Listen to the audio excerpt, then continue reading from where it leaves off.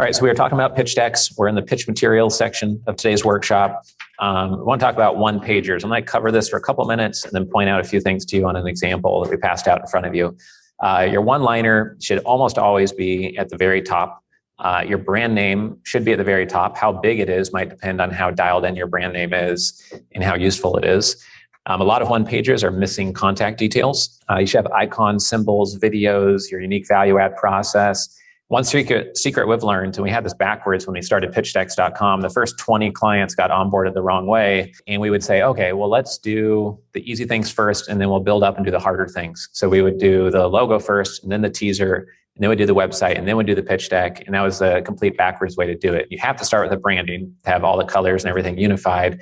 But after we get the branding, the one-liner, then we build out the pitch deck first. Because then if you created some custom visuals for that pitch deck, and the timeline, you made it really excellent, you just draw from that to create the website, you draw from that to create the one-pager, and only the best of the best stuff in the pitch deck go onto the one-pager. So you just do that heavy lifting first and then create the other materials, and it makes it much, much easier.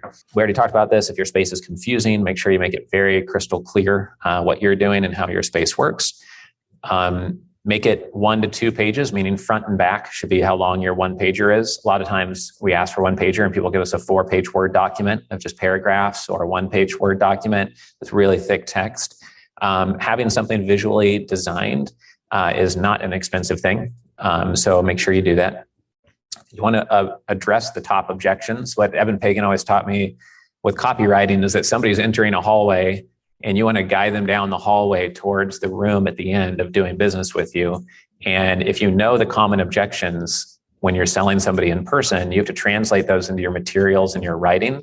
So if you know that they try to go out this escape window of like, oh no, that industry is risky, or oh no, interest rates are going up, so that's going to hurt your industry, and that's like an escape valve for them to jump out a window on you, then you need to shut that window by addressing that objection.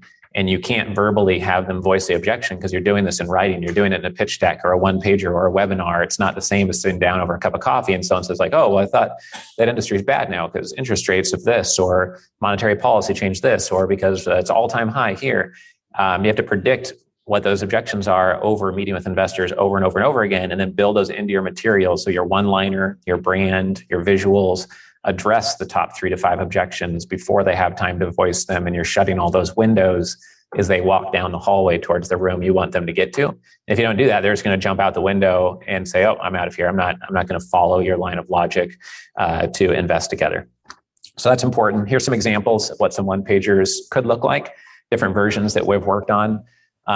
Usually, obviously, they have a color theme to it. We try to point out statistics, like number of deals they've done or images of deals they've done, where they've done deals inside of the country before, put down the headshots of who's on their team. It's a great way to show that you're not just a 2-person company. If you're not, by having the headshots there, even if they're relatively small.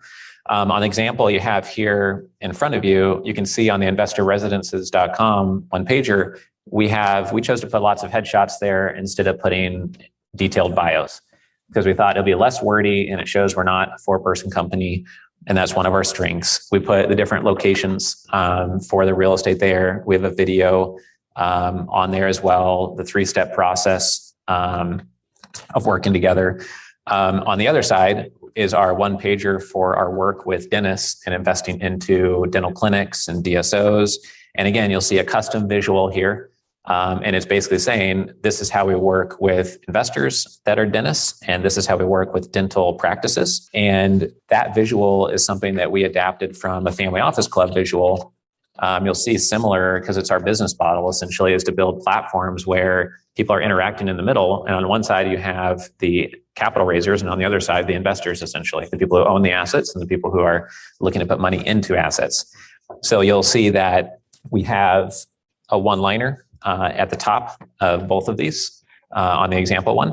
We have a custom visual. We have the team shown off. We have some bullet points on there. We even have a QR code. So if somebody scans that, they can book a phone call with the professional. So if we're at a conference, then instead of asking for their business card, they could just scan it and then it pops up and they can just schedule a phone call right there as one option for people to get in touch with us and work with us. And in general, we encourage people to text message our team and speak with us that way through our websites, through materials or even at conferences, because people will lose track of emails, but not so much text messages as often. So that's an example of one pager. In theory, this is kind of like your one-liner is almost more important than your one pager, because if they don't like your one-liner, they're not going to open up the PDF that's attached and read your one pager.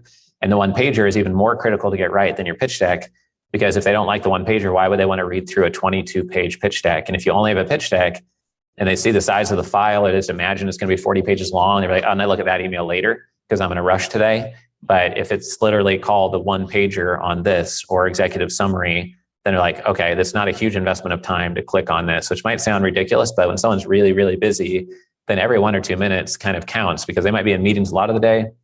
Open up their inbox, there's hundreds and hundreds of emails. And I've already done all that work to get your one-liner or an email subject line to get them to open that email. And now you have to convince them that they're in the right place and they should open your one pager and actually take time to look at it. And if you dial things in to be really attractive to investors who are very sophisticated and busy, then it's going to work even better on the private investor, typically, who is not as skeptical and doesn't see a lot of deal flow. Some investors only see 3 or 4 investment opportunities per year, and then they invest in 1 or 2 of the 4 or 5 investor opportunities. Some investors see 1,000 opportunities per year, and they invest in 10 things. So it just depends on the investor, of course.